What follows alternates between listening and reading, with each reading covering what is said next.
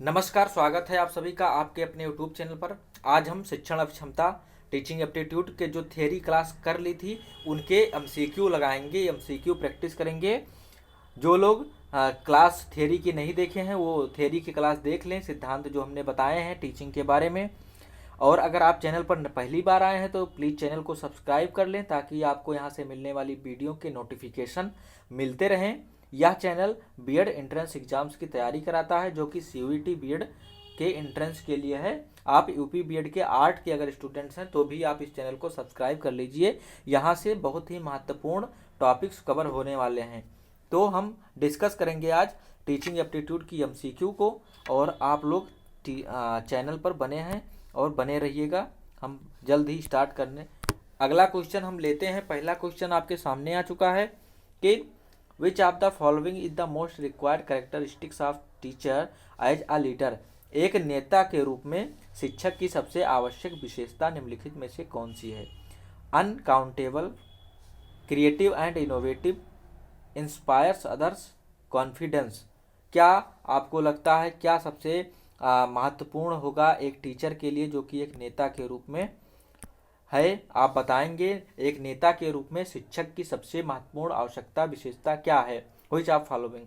Uncountable, जिसको count ना किया जा सके वो, क्रिएटिव सृजनात्मक और आविष्कारक, इंस्पायर सदस्य जो दूसरों को प्रभावित करता हो, जो दूसरों को प्रभावित करेगा उससे हम नेता के रूप में नहीं, कॉन्फिडेंस भी नहीं होगा यहाँ पर, अनकाउंटेबल भी नहीं होगा, क्रिएटिव एंड इनोवेटिव हो जाएगा। क्योंकि जो शिक्षक क्या होना चाहिए, सृजनात्मक होना चाहिए, जो नेता के रूप में सबसे आवश्यक गुण है, जो सृजन कर सके, कोई नई चीज़, न्यू इन्फॉर्मेशन को क्रिएट कर सके, और इनोवेशन कुछ आविष्कारक हो जिसमें कि वो ज्ञान को आविष्कारक हो जिससे वो आगे बढ़ के ज्ञान का एकत्रित करके और कुछ नया क्रिएट करे ताकि बच्चे उसको फॉलो कर सकें। नेता क्या होता है, आगे चलता है और फॉलोवर होते हैं। तो अगर वो स्वयं क्रिएटिव होगा और इनोवेटिव होगा तो उसके लर्नर जो स्टूडेंट्स होंगे वो भी क्या होंगे, क्रिएटिव, और स्टूडेंट जो होंगे इनोवेटिव होंगे। तो दूसरा ऑप्शन इसका राइट आंसर हो जाएगा, क्योंकि नेता जो होता है वो आगे चलता है और उसी को फॉलो करेंगे स्टूडेंट्स। तो हम आगे बढ़ते हैं और अगला क्वेश्चन लेते हैं। What are the school related factors which influence students adjustment in school?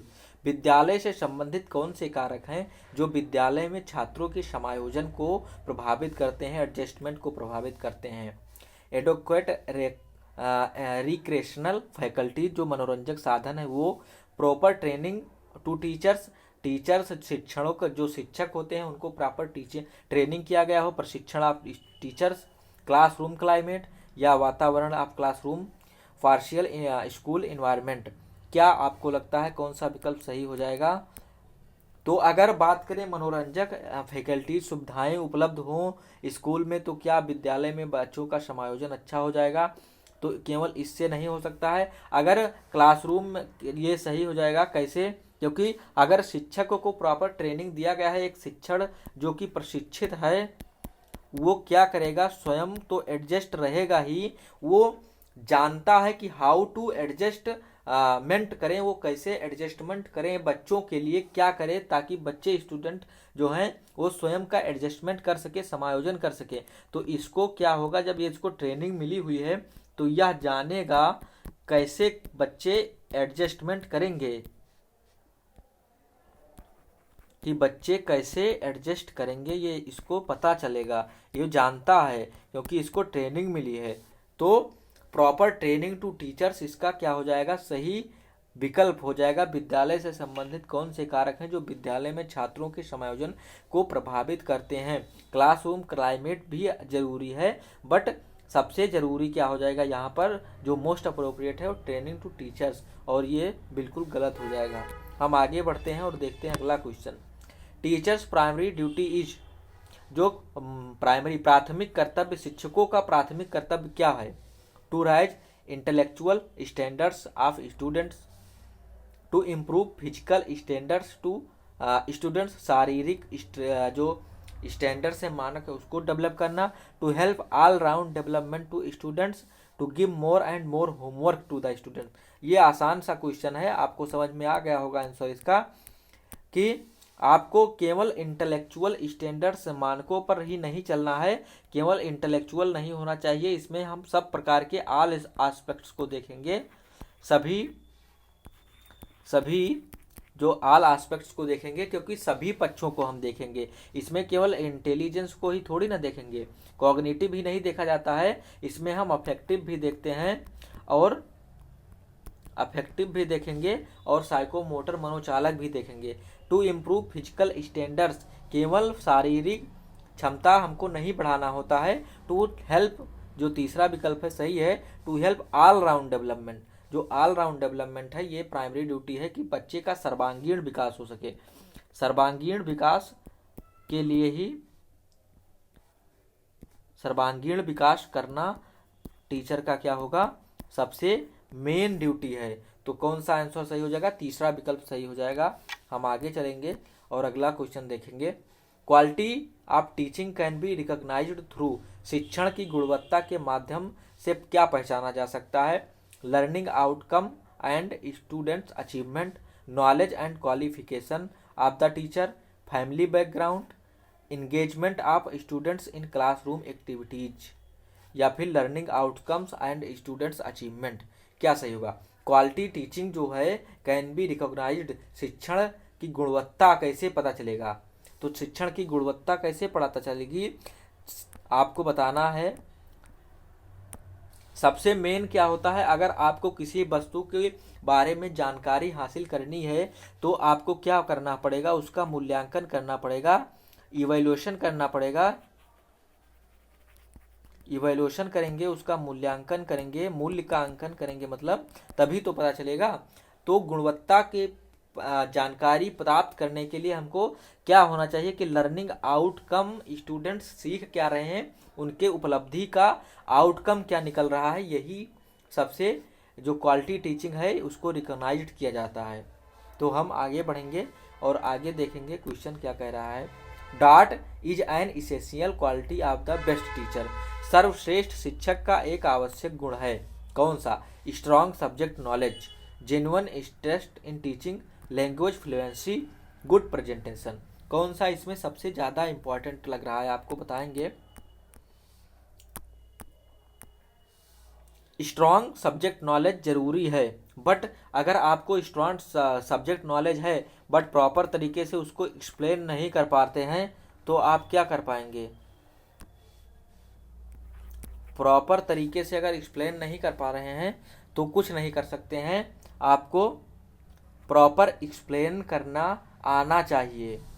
Genuine interest in teaching, क्या जो जेन्युइन इंटरेस्ट इन टीचिंग या लैंग्वेज फ्लुएंसी, सिर्फ अगर आपके पास लैंग्वेज में महारत हासिल है, भाषा में आप महारत हासिल है और ज्ञान आपके पास नहीं है तो भी आप नहीं कर पाएंगे टीचिंग। जो लैंग्वेज फ्लुएंसी की बात करते हैं, एक मिनट पेन नहीं चल रहा, भाषा जो है, भाषा लैंग्वेज, भाषा पर आपका अधिकार है, अच्छी बात है, आपकी टीचिंग इम्प्रूव होगी, बट केवल लैंग्वेज फ्लुएंसी से आपको नहीं, और गुड प्रेजेंटेशन सबसे इम्पॉर्टेंट क्या हो जाएगा इसमें, जेन्युइन इंटरेस्ट इन टीचिंग। अगर आपके स्वाभाविक रूप से अगर आप रुचि रखते हैं टीचिंग में तो यह सर्वश्रेष्ठ शिक्षक का एक आवश्यक गुण है, तभी आप एक अच्छा टीचर बन सकते हैं। किसी के दबाव में, किसी के फोर्सफुली या आप जॉब के लालच में अगर बनेंगे तो केवल काम चलाऊं टीचर बनेंगे, एक सर्वश्रेष्ठ या एक अच्छे टीचर्स नहीं बन पाएंगे। अगला क्वेश्चन है, the phrase teaching learning model of teaching implies that, क्या सही होगा। Teaching and learning are independent acts, जो टीचिंग शिक्षण है और क्या अधिगम मतलब सीखना, लर्निंग क्या अधिगम होता है सीखना, ये दोनों स्वतंत्र हैं, ये सही है। या फिर teaching and learning are integrally related acts, teaching aims at learning, या फिर टीचिंग कॉजेज लर्निंग, दोनों नहीं होता है ये। और टीचिंग जो है अधिगम स्वतंत्र नहीं है। शिक्षण का अर्थ क्या होता है कि हम लर्निंग हो तो दोनों क्या है, परस्परी इंटेलेक्ट रिलेटेड हैं, सॉरी, दोनों एक दूसरे को हेल्प करेंगे, दोनों क्या है आंतरिक रूप से जुड़े हुए हैं, इनको अलग नहीं किया जा सकता है।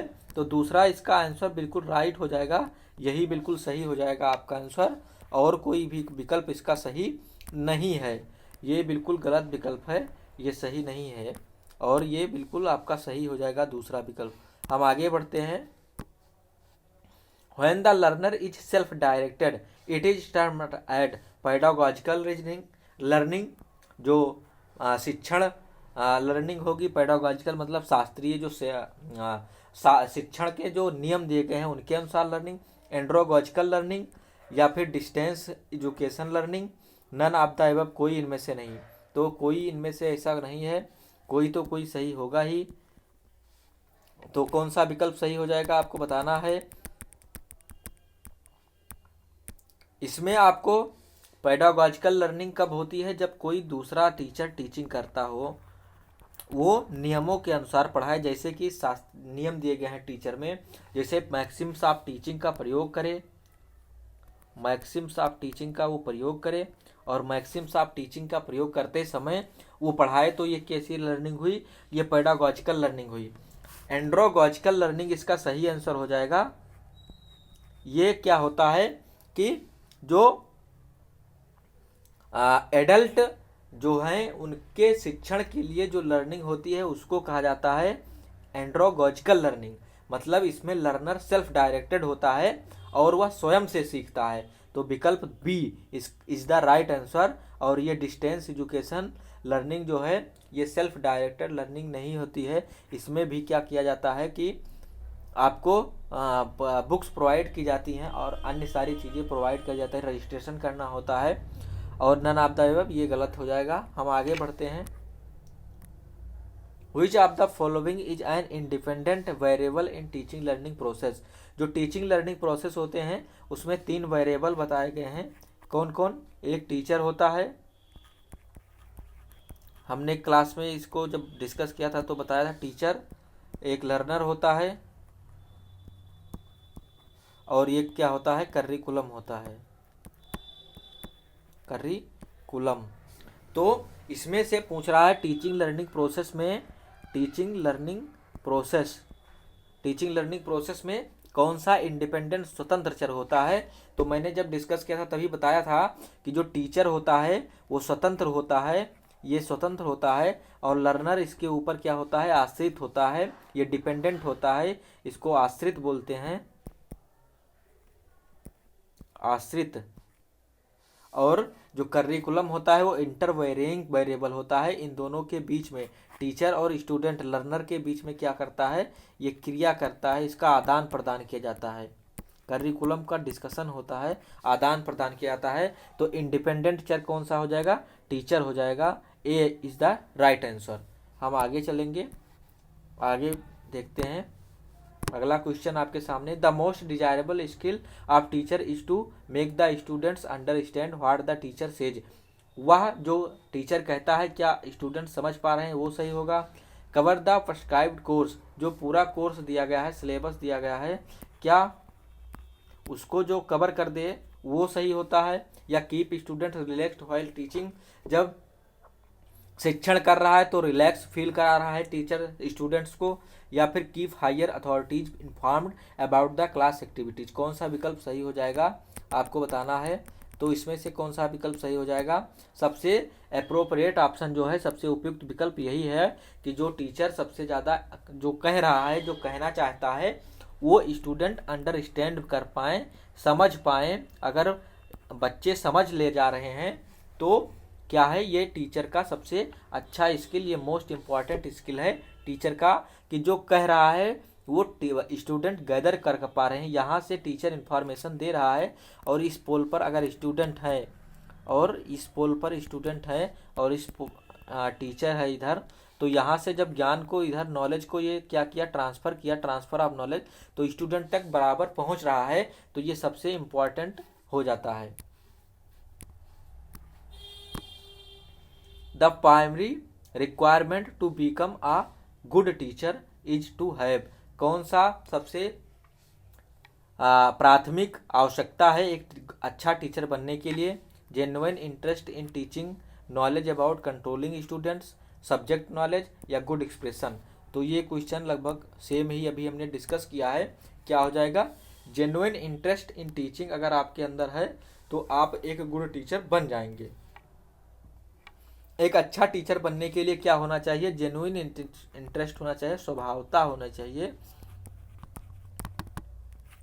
स्वभाव से ही आपका इंटरेस्ट होना चाहिए, रुचि होनी चाहिए टीचिंग में, तभी आप एक अच्छा टीचर बनेंगे। अगर आपके अंदर टीचिंग के प्रति रुझान नहीं है, आप फोर्सफुली करेंगे तो काम नहीं हो पाएगा, टीचिंग अच्छे से नहीं हो पाएगी। अगर आपको स्टूडेंट्स को कंट्रोल करना आता है और आपको जेन्युइन इंटरेस्ट नहीं है, आपको सब्जेक्ट नॉलेज नहीं है, तो नहीं कर पाएंगे। केवल सब्जेक्ट नॉलेज से और गुड एक्सप्रेशन से ये सब टीचर्स के, गुड टीचर्स के जो हैं लक्षण हैं, क्वालिटीज़ हैं। बट सबसे important genuine interest in teaching होना चाहिए। तो आपका ऑप्शन ए बिल्कुल सही है। तो इस प्रकार हमने आज डिस्कशन किया। अगर आपने, थैंक यू आप सबका, वीडियो को लास्ट तक देखें और आप इसको जो क्वेश्चन में डाउट हो आप कमेंट बॉक्स में बताइएगा। टेलीग्राम ग्रुप पर जुड़ जाइए। हमारे टेलीग्राम ग्रुप पर क्विजेज ऑर्गेनाइज की जाती हैं, वहाँ हम डिस्कस करते हैं। तो उन सारे चीज़ों को आप जुड़ के लाभ उठाएं। पीडीएफ शेयर कर दी गई हैं और भी पीडीएफ शेयर की जाएंगी। तो अगली वीडियो में मिलते हैं, तब तक के लिए नमस्कार।